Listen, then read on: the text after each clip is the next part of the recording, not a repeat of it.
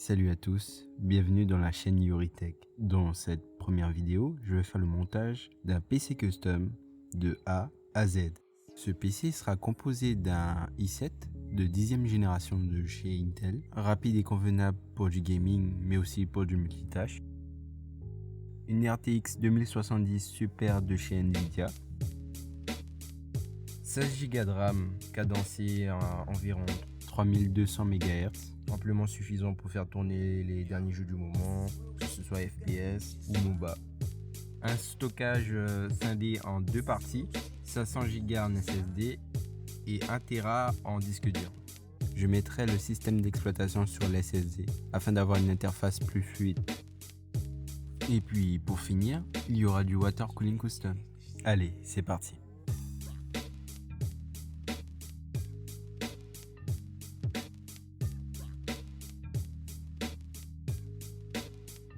J'ai d'abord préparé la carte mère en commençant par le processeur.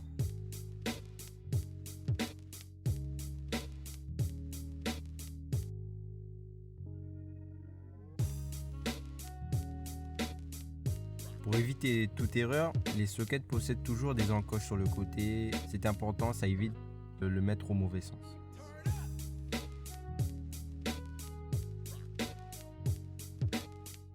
J'ai ensuite posé le waterblock. Le waterblock, c'est un dispositif qui permettra de refroidir le CPU à l'aide d'un liquide de refroidissement.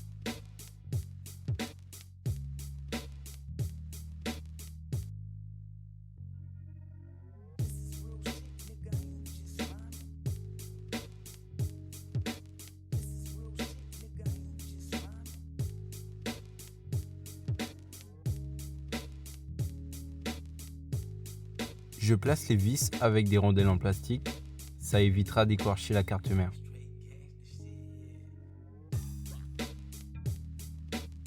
Alors pour la pose de la pâte thermique, il y a plusieurs méthodes pour l'appliquer, soit en faisant un point ayant la taille d'un petit pois, ou soit en croix. Alors je ne ferai pas un débat sur ça, la seule chose qu'il faut retenir, c'est que il ne faut pas avoir de bulle d'air entre la surface du CPU et du waterblock. Parce que oui, ça peut avoir un gros impact sur les processeurs qui peut être gourmand en énergie. S'ils ne sont pas refroidis suffisamment, cela peut avoir des impacts sur les performances à long terme. Alors pour ce qui est du boîtier, mon choix s'est fait par rapport à la marque NZXT. Je trouvais assez sympa le design, mais aussi pour les différents espaces de rangement des disques durs. Avant de poser la carte mère dans le boîtier, je vais préparer les alimentations pour la carte, de telle sorte qu'au moment où je vais poser la carte mère, les câbles seront déjà placés sur les côtés. Ce sera utile, ça va nous permettre d'éviter de perdre du temps.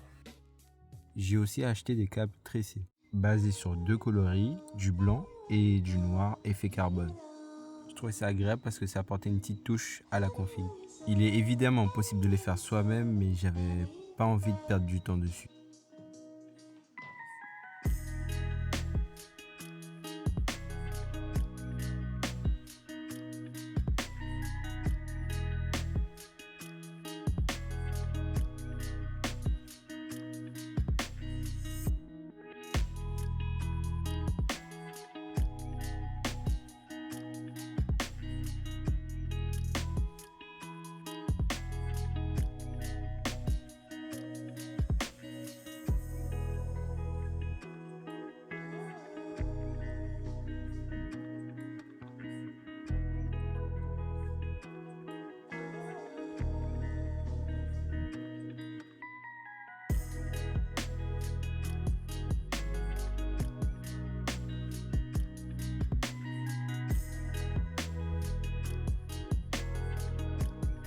Grâce à ça, vous pourrez disposer les câbles à l'arrière de votre boîtier.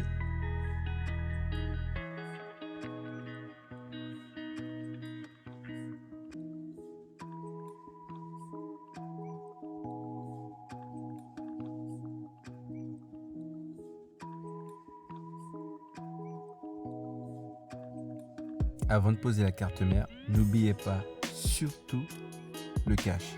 C'est important. Je dis ça parce que des fois ça arrive qu'on l'oublie très vite, ce petit cache là.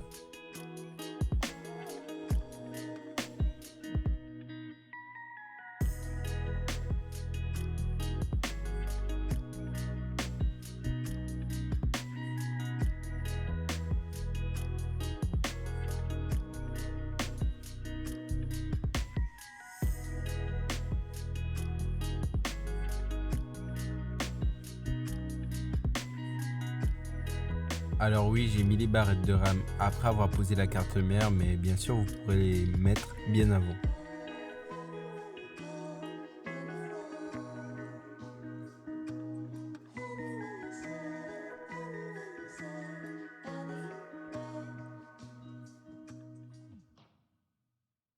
Cette fois-ci, on va faire la partie water cooling. J'ai débuté en mettant les ventilos sur le radiateur. Il existe plusieurs types de radiateurs. Ils peuvent être plus longs ou plus larges, tout dépend de votre utilisation.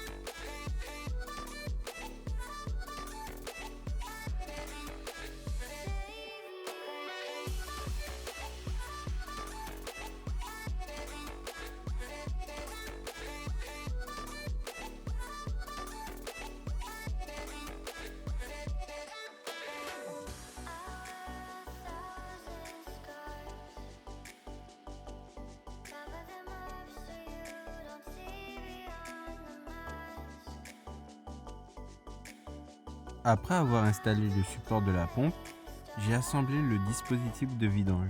Ce dispositif a pour but d'évacuer le liquide de refroidissement. Une petite astuce, si vous n'avez pas des raccords de water cooling, il est possible d'utiliser des pièces de plomberie. Et oui, en mettant du téflon au niveau du filetage. En revanche, cela ne fonctionne que avec des pièces en métal. Je vous déconseille fortement d'utiliser ça sur des pièces en plexiglas.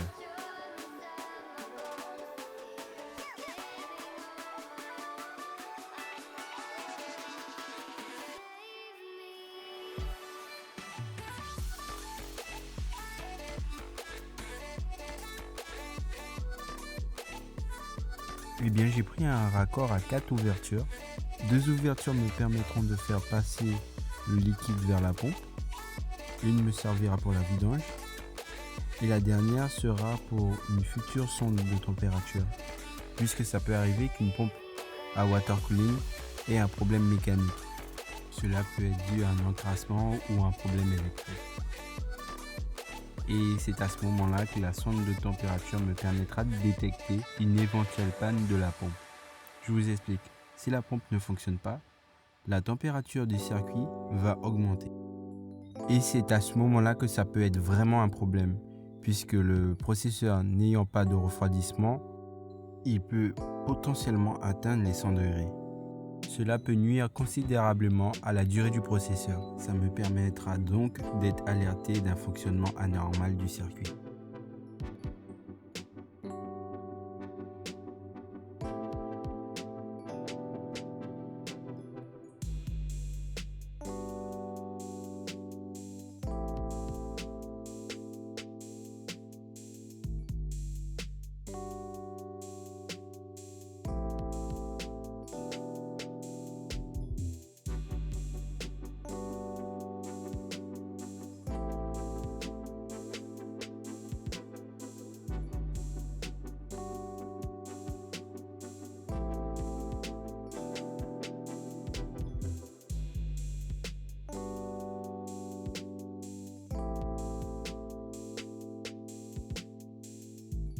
une fois que la majorité des composants ont été installés, j'ai essayé de voir où je pouvais faire passer mes tubes. Et c'est vraiment là que les problèmes sont arrivés. J'avais pratiquement tout anticipé. Les dimensions de la pompe, le nombre moyen de mètres nécessaires pour les tuyaux, la circulation de l'air dans le boîtier, la puissance de l'alimentation en fonction des différents composants du PC. La seule chose que je n'avais absolument pas pensé, c'est la dimension de la carte graphique. Donc du coup, j'ai pas pu poser le réservoir à son emplacement. Et ben ouais.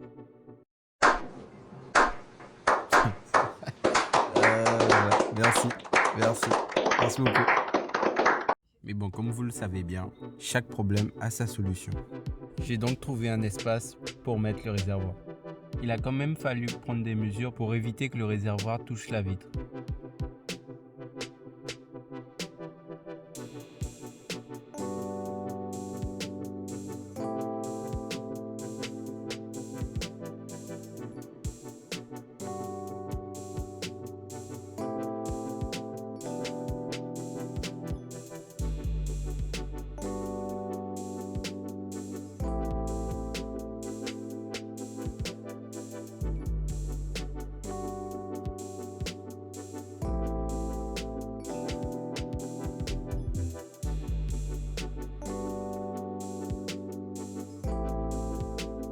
Avant de commencer la partie importante, à l'aide d'un fil de fer, j'ai d'abord imaginé comment on pourrait prendre la forme de mes tuyaux. C'était à la fois utile pour savoir la longueur totale du circuit.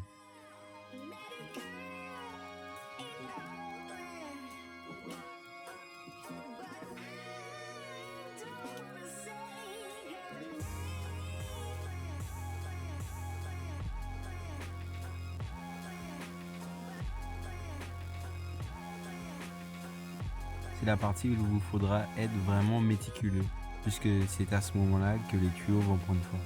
Passons à l'étape du moulage. Il vous faudra vous munir d'une mèche en caoutchouc ou en silicone. Notez bien, elle doit faire la dimension intérieure de votre tube. Environ 2 mètres de tube rigide. Je tiens à préciser que c'est un choix purement personnel, car il existe deux modèles, qu'ils soient rigides ou flexibles. Un coupe-tube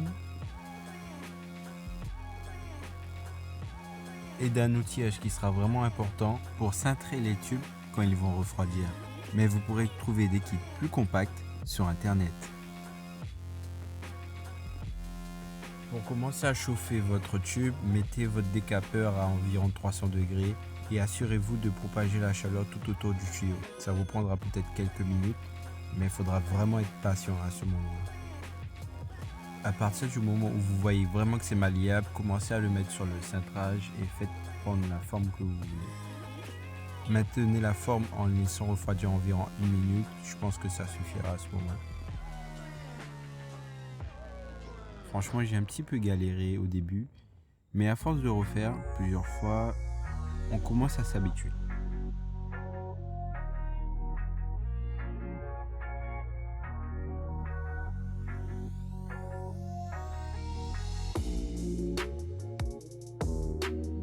Je vous conseille d'arrondir les bouts pour que ce soit plus facile à installer sur les connecteurs.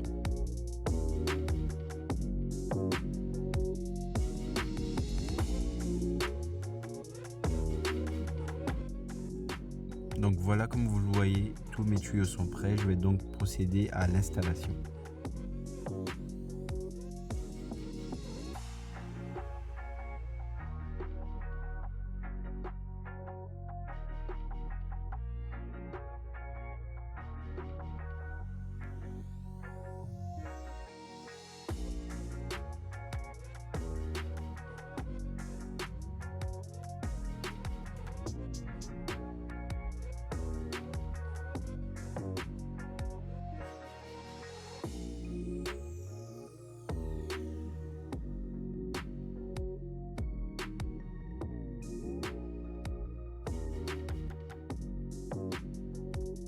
Lors du remplissage, si vous êtes un petit peu bourrin comme moi, protégez vos composants électroniques en mettant de l'essuie-tout par-dessus. Cela vous permettra aussi de détecter plus facilement les fuites de liquide. Par contre, il ne faut absolument pas que le moteur tourne à vide. Ça risquerait d'abîmer le moteur. Après quelques touches de peinture, je vous laisse apprécier le rendu final. Ça ne va pas commencer à Rouchou, ni à Manon, ni à Massissi. Ça va commencer ici. Et ça va péter. Péter.